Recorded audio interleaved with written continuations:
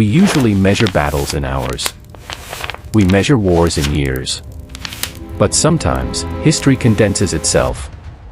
Sometimes, the fate of an entire nation, the destiny of millions of unborn souls, is compressed into a single, suffocating afternoon. Welcome to the killing fields of Pennsylvania. If you had walked the streets of Gettysburg on the morning of July 2, 1863, you wouldn't have heard the guns. Not yet. You would have heard the silence. A heavy, ominous silence hanging over the humidity. The kind of silence that screams. Because surrounding this tiny market town were 150,000 men. The Army of the Potomac, battered and bruised, clinging to the high ground. And the Army of Northern Virginia, the invincible gray wolf, prowling below, ready to finish what it started the day before. What was about to happen on this day would not be a chess match. It would not be a maneuver of grace. It would be a brawl. A savage, chaotic, desperate struggle for survival that would turn wheat fields into graveyards and peach orchards into slaughterhouses. This is the story of the second day. This is the day the ground turned red. To understand the carnage, you have to look at the map. General George Meade, the Union commander, had performed a miracle overnight. He had stitched his battered army into a strong defensive line shaped like a massive fishhook. The barb was at Culp's Hill, the shank ran along Cemetery Ridge, and the eye of the hook rested on two rocky hills to the south, Big Round Top and Little Round Top. It was a perfect position. High ground. Interior lines. Solid. Robert E. Lee saw this. He stared at that ridge through his binoculars, and he made a choice that would haunt the Confederacy forever. He wouldn't retreat. He wouldn't flank to the south. He would attack. He would strike, an echelon, a rolling wave of violence starting from the south and crushing the Union line piece by piece, rolling it up like a wet carpet. But war rarely listens to the plans of generals. Enter Daniel Sickles. A political general. A man of immense ego and questionable judgment. He commanded the Union Third Corps, holding the southern end of the line. But Sickles didn't like his position. He looked forward, half a mile ahead, to a slightly higher plateau along the Emmitsburg Road. Without orders, without support, and driven by hubris, Sickles marched his entire corps out of the defensive line. He moved them forward, into the open. It was a fatal mistake. By moving forward, he broke the Union line. He left the rocky hill of Little Round Top completely undefended behind him. He created a bulging salient, an island of blue uniforms isolated in a sea of danger. He had essentially served his men up on a silver platter. And at 4 p.m., the hammer fell. General James Longstreet unleashed the Confederate assault. First came the artillery, a thunderclap that shook the earth. Then, 15,000 men, the hardest fighters in Lee's army, stepped off. Texans, Alabamians, Georgians. They let out the rebel yell, a high-pitched, spine-chilling shriek, and slammed into Sickles' exposed position. The fighting that followed defies description. It wasn't organized warfare.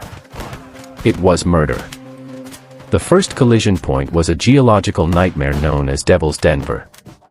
A labyrinth of massive granite boulders, some as big as houses, piled up by ancient glaciers.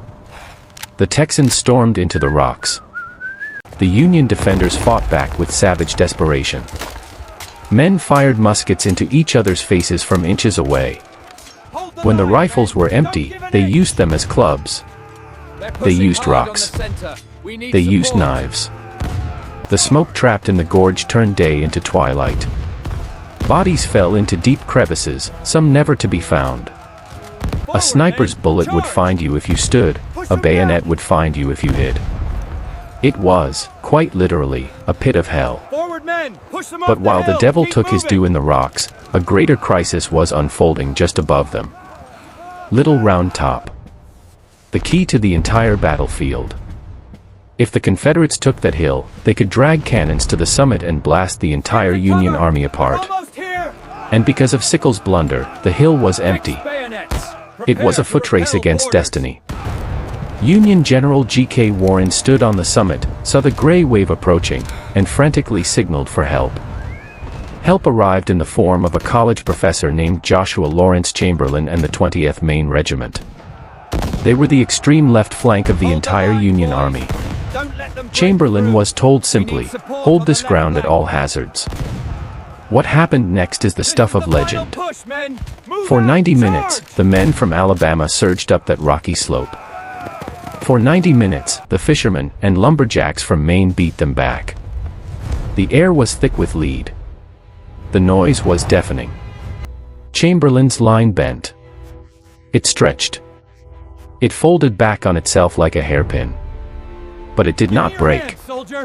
Then, the crisis point. The firing slowed. Not because the fight was over, but because the Union soldiers were out of ammunition. The Alabamians were forming up for one final, crushing charge. Chamberlain looked at his men. They were bleeding, exhausted, their pouches empty. They couldn't shoot. They couldn't retreat. So, Chamberlain did the unthinkable. He ordered his men to fix bayonets. In the heat of July, steel clashed against the barrels. Chamberlain raised his sword. He didn't order a retreat. He ordered a charge. Down the hill they went. A great wheeling motion of blue steel. The shock was total. The tired Confederates, expecting surrender, were met with cold iron. They broke. They ran. The flank was saved. The line held. It cost them everything. In less than 15 minutes, the 1st Minnesota suffered 82% casualties. It remains the highest proportional loss of any regiment in a single day in American history. But they bought the time. The reinforcements arrived. The gap was closed. As the sun began to set, the fighting didn't stop. It just changed location. To the north, at Culp's Hill, the battle raged in the pitch black of the deep woods.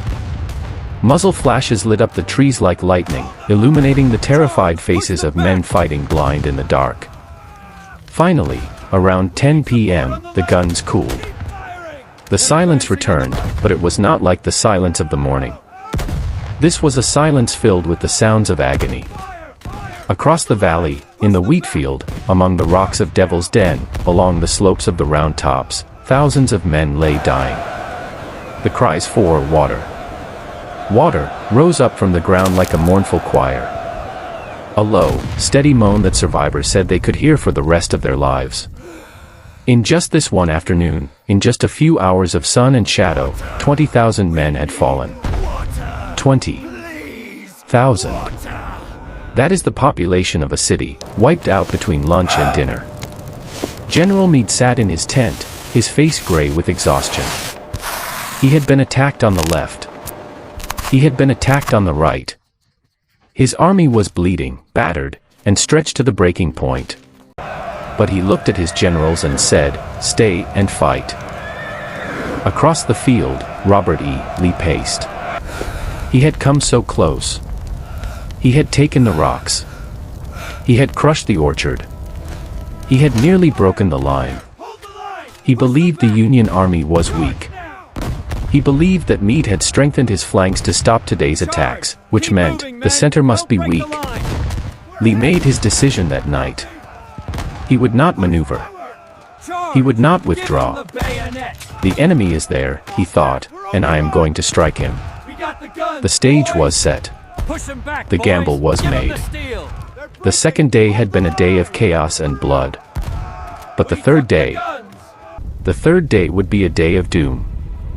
The sun went down on the 2nd of July 1863. But the darkness was only an intermission. The true finale was yet to come. 20,000 men. Try to imagine that number.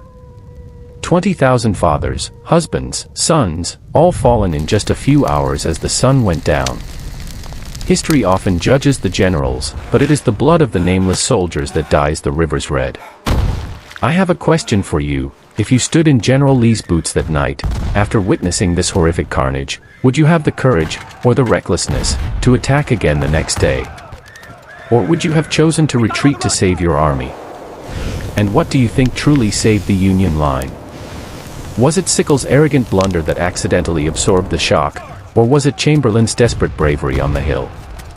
Leave your thoughts and analysis in the comments below. I really want to hear your perspective on these fatal moments. The story of Gettysburg is not over yet. The most tragic, bloodiest act is still to come. Day 3, Pickett's charge. Was it a tactical error or a necessary gamble?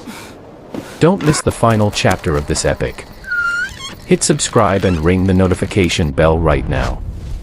We will turn the next bloody page of history together in the next video.